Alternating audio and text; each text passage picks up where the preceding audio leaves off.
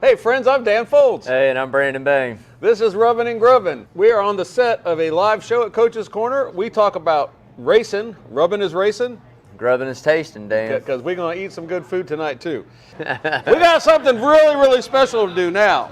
We got something special going on. Hello, sir. How are you? Come on up. Come on up. I got this. I got this. That's Mike. This is Michael Carter. No, Mike. Woo! Yeah! Look at this.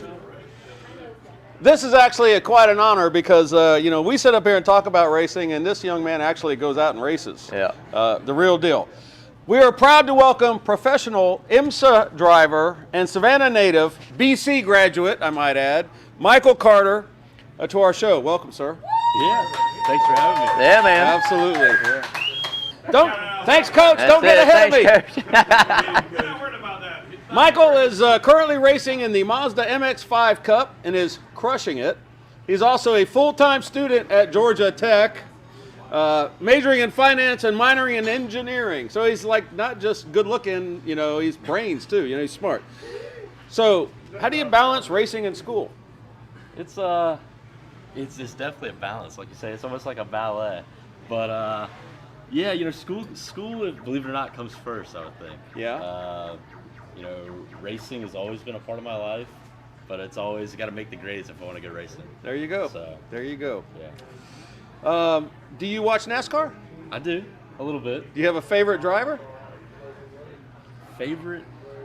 Everybody's favorite, I guess. I always liked Dale Earnhardt Jr., but he retired. Yeah. As far as now, I don't know. I like Kyle Busch. Okay. Everybody seems to hate Kyle Busch, but I like Kyle Busch. There you go. Well, he won. He won last night. He's a wheel man. He's a wheel man. Yeah. So you started driving a quarter midget car outside your dad Mickey's automotive shop when you were 3? 4, 3, yeah. 3, somewhere in there? Somewhere around there. Your dad painted a track on the parking lot? He did. How about that? It was awesome, man. That's freaking racing family right there. Yeah. Then you started racing quarter midgets for real. What was that like, racing quarter midgets as a kid? Quarter midgets, it was awesome. It was little cars, kind of like a go-kart. They have a roll cage. Yeah. They have suspension. Did you crash? A good bit. Flipped over. Yeah. But quarter midgets was a great time. It taught me a lot teaches anybody about the fundamentals of racing. Yes. Ryan Blaney actually raced at the same track that I raced at. He's, I think, about 6 years older than me, but okay. I grew up watching him, in the older classes. I like him. Yeah, I like Ryan. Harrison Burton, I used to race against him in quarter midgets. Yeah. John Hunter Nemechek, raced against him a good bit. So if you're picking up a trend here, Yeah, man. Remember this face. He's in it to win it. Yeah, remember this face, and remember that he was here on Rubbin' and Grubbin' way back when. At 13 years old, you were regularly racing and winning in the 440 class at Oglethorpe Speedway Park and at Screven. You got 11 victories? Is that right? Yeah, I think so. 11 victories? 1 year, yeah. What did the older drivers think of you, going out there and just tearing their tails up? I think they were all open to it. The reason we raced out at Oglethorpe was to one, kind of get me used to racing a full-size car. Yes. And also to get my mom used to the idea of me that's your son in a car going really fast. Exactly. Luckily, she Did your mom and your dad ever have words about this? No, she wasn't there on the nights that I wrecked real big. So Gotcha. Gotcha. Kind of a plus, but I had a good time out there, and I think everybody was pretty open to it. And this is very cool. We're really glad you're here with us. At 15, you started racing Spec Miata, kind of similar to the MX-5 Mazda. Does that give you an advantage over your current competitors? So, I think it groomed me pretty well for the current series. A lot of the people that I'm racing against now have come up, like Jared Thomas and some of my other competitors. Yeah. We've all come up through Spec Miata and through Mazda's ladder system. Okay. And so it's prepared me in a way, but also, I'm still racing a lot of the same people that I've raced with for the past 5 or 6 years. So. This is spectacular. Our producer tells a story about you in your early Spec Miata racing days. And it goes like this. You can tell if it's true. There was a practice day at Roebling Road for Spec Miatas, and a veteran driver who we can leave him nameless, had his car prepped and ready to run. He said, "Hey, you can run my car around the track for a few laps." You'd never been in this guy's car before. You get in, you drive the wheels off it, and you beat his best personal lap time by 3 or 4 seconds. Have I got that right? Are we talking about Quentin Cowell? My brother from another mother. Yes, we are. Yeah, you know what? I guarantee you Quentin is going to be smiling when he sees this. I'm sure. He'll be really happy. So currently you're racing IMSA and the MX-5 Cup. In 2018, the year you graduated from the BC, you were the MX-5 Cup scholarship winner, and you followed that up by winning the 2019 Rookie of the Year. And then something big happened in 2020, right? You won the MX-5 Cup at $200,000! Get out of town! And that's some legitimate freaking green right there. So does that money help with your career, your racing career? It's going to go a long way, for sure. You know, we're running MX-5 Cup this year. We're looking at other things to possibly get into, maybe a little NASCAR. But yeah, it definitely helps our racing program out, helps me out. And yeah, it kind of opens the door to a lot of other options. Yeah, it helps you set yourself up for some bigger steps forward, right? It takes the stress off for this year. Right. Like I've got that covered. You got the cabbage. You can pay the bills. Yeah. Exactly. Go for the gold, man. Go for the gold. So your car number is 08. What's that number all about? Where's that come from? So, I guess that was my dad's number was originally 8. Okay. And I guess when Dale Earnhardt Jr. was coming up through the ranks, running late models and whatnot, everybody wanted to be number 8 at that point. And so my dad switched to using 08. First he was using 8C when they'd go to big races. Then he switched to 08. Then it became 08C. Yeah. Because there were so many people at, like going to Martinsville and running big late model stock race or whatever. Gotcha. And obviously Dale Earnhardt was running late models at that time. Yeah. Or Dale Earnhardt Jr. Yeah. And so yeah, I don't know. It's my dad's number, 08. And so I bet you he's real proud of you. Yeah, I'm sure I bet you he is. So the races are 45 minutes long, and Lawrence believes that the Spec Miata races are 15 to 20. Does that extra? I'm sorry, go ahead. They vary, like 25 minutes to I think 45 minutes is the longest we ever ran a Spec. When you have more time, is it better to have a longer race or a shorter race?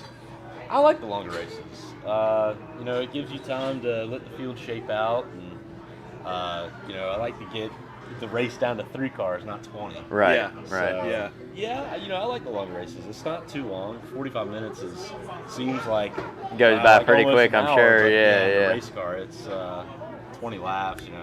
Before you know it, you look down, you're already. When you're passing Right. a car to go win the race, is there adrenaline on board, or are you just like cold, hard, calculated? No. Well, I mean, you're cold hard and calculated until you're doing it. Yeah. And then there's a rush of adrenaline, obviously, and That's spectacular. yeah, nothing like it. You also raced and did quite well the MX-5 on iRacing, which we are huge iRacing fans here because last year when coronavirus shut down the world, that's all we had to look at. Was iRacing, and we loved it. We talked about it. Big taught me all about it. And was iRacing good for you? Yeah, I think I've had iRacing for I guess since 2012. So almost 10 years. Yeah. So and I think it's really helped me out. Okay. There's a lot of tracks we go to are on iRacing, and it's a great tool to use to pick up new tracks, and the MX-5 is on there, so I use it a good bit to kind of get in tune before race weekends. Yeah, that's what I've always said. It's almost like a batting practice, for baseball players. I mean, it's like, it's not going to be the exact feel unless you're like Denny Hamlin. You got a, $50,000-$70,000 rig with hydraulics, but your points, where you turn, all the points you're looking for. Definitely visual. practice right. Yeah. Your butt's in the seat turning laps, and as he knows as a racer way better than I do, that's practice, man. I mean, that's how you're going to get better. So quick question for me, man. What do you like better? You like more like the Mazda road course, or you like full size, dirt racing, or interested in any type of, short track race at NASCAR or maybe a road course, or? So we actually have a couple asphalt late models that we have one converted to road race. Okay. But that's what my dad always did. Dirt Right. racing and oval track racing on asphalt and dirt side. Right. So I'd love to do some oval track racing, short track late model racing, or even some short track dirt racing. Right. That's kind of like where we came from. Right. The sports car racing thing was we kind of were chasing the money. Right. Well, that's right, man. I mean, hey, obviously you have a talent for it. There's nothing wrong with that, man. Pro racing. Yeah. That's why we made the switch. Okay. But, so which is more difficult, do you think, for a guy that comes from a background of just road racing and a guy that grew up doing that, or somebody who, and goes to oval, or somebody who's more groomed on the oval, as many of these guys are, and then go over and try to learn how to road course race? I think for me, coming up through quarter midgets, I learned all those, like how to set up somebody to pass and how to carry them. Right, the base bare necessities of it. Yeah. Transferred over drastically into road racing. And a lot of people in road racing don't understand those concepts. Right. It takes them a while. They almost need to go. So I think starting oval track racing and going to road racing definitely helped me out. Some people, like some oval track people, say like, man, I could never road race, but right. really it's almost easier, right, to pick up than trying to Oval track racing is so refined. Right. You only turn left. Correct. There's only 2 turns. Right. So you can really finally tune the car to turn that direction. Yeah. And you have to be so precise. Whereas in road racing, you're always going to have a compromise. You're going to turn left or right really well. You can't do both. Right, okay? Right. So, I think oval track racing, those principles carried over. Carried over easy. So we just watched the replay of your season opener of the MX-5 Cup at Daytona, and that was pretty impressive there. Yeah, that was pretty cool. It looks like you were picking up where you left off last year. In that first race, you were running third, and you got pushed off the track. And a great save. People have seen that, and they realize that you actually are driving the car, And did you have any words with that driver afterwards? No, when that whole accident happened, I kind of thought maybe it was my fault because it happened so fast. Right. I had moved up to side draft that train going by a little bit, and so I knew I'd moved up. But at that point, when we hit, the other car did come across my nose, and I didn't realize that until I looked at my in-car video after the race. Yeah. And but there was nothing to be mad about. It was a racing deal. And he even came up to me and was like, "Did I come across your nose?" And I said, "Yeah, you did." But we got to race the whole year. Yeah. There's no reason to get all uptight and upset about it. So in the second race, no big deal. In the second race, you made a great move right before the caution came out on the last lap. You kept racing hard. Was your spotter screaming, "Go, go, go"? Were you getting some coaching there? Yeah. So from the time the wreck happened and it came across the TV to the time the caution was thrown, I think it was 28 seconds or okay, something. Yeah. And so my dad came over the radio first because he was in the pits watching the broadcast. Yes. And he said, "There's a wreck, it's probably going to be a full course yellow." And then my spotter came over to the radio and said, "If you're going to make a move, make it now." Right. Because we had just come up onto the banking out of the road course. Yes. And it was a lot to process, but luckily I made the move. And it all panned out, man. Yeah. That must be something to stand in victory lane at Daytona. Yeah. Well, that's what I holy crap! Can you imagine you standing in victory lane at Daytona? Right. Have to imagine that's what you work. You're working for. Like you said, he's going to school. He's got his stuff going on. He races. That's a passion. I mean, otherwise you're not going to balance both. You're going to go to school or you're going to go racing. But obviously, he carries that racing as a passion, as he said. And I can only imagine the feeling, man. To work to get to that level and have the eyes on you and do what you do and know what it is, and then go out and showcase your talents like that and make move. Hats off to you, brother. That is awesome, man.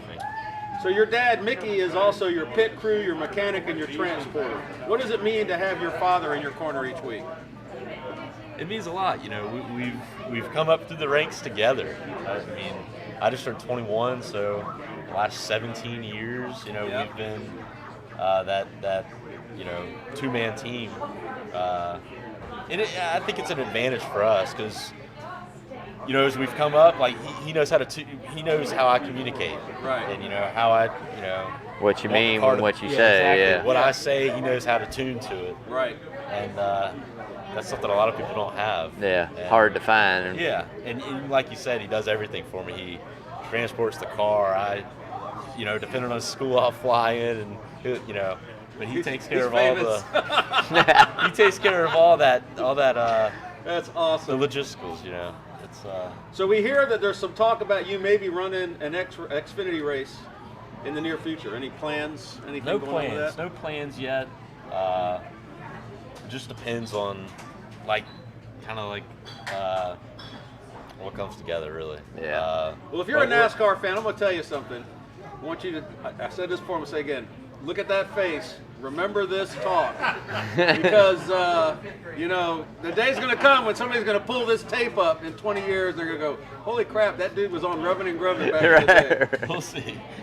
So I know that you're on Instagram and Twitter. It's the @mcarter_08.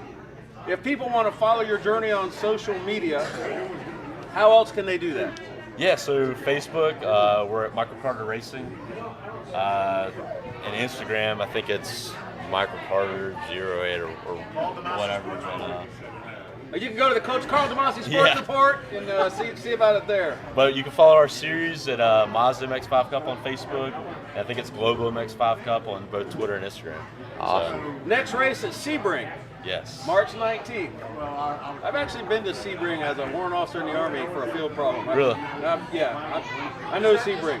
Yeah. Listen, Michael, we are as happy as we can be. I mean, we're smiling so much our faces are hurting. You know. My face hurts right now. You know. Oh, got a question from the fans. We got a question. If I learned something following it, is Sebring one of the oldest racetracks? I believe it is, yeah. Yeah, It's, the question was Sebring old track. Yes, sir. It's in the middle of Florida, and it is a really, really old track. I'm following it, kid. Yeah.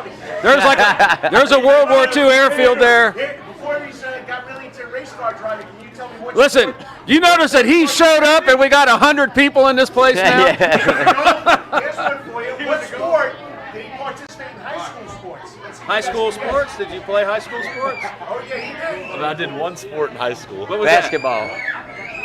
Swimming. that? Swimming. Swimming. There you go. I got grandkids that swim. Yeah, my cousins are swimmers, man. Michael, you are making us proud. Thank you so much for coming Thank on you. our Yeah, show. man. Thanks for Listen, having me. we look forward to seeing you do Yeah. great things. Yeah, We know you definitely will. greatly appreciated, brother. Yeah. Very nice meeting you, man. As always, hey, Take care. if you're in town, you got another break. How about a anytime round you of wanna applause come for up, Michael man. Carter? Definitely, man. Hey, baby. Right here on Rubbin' and Grubbin', Michael Carter with Michael Carter Racing. What a treat that was.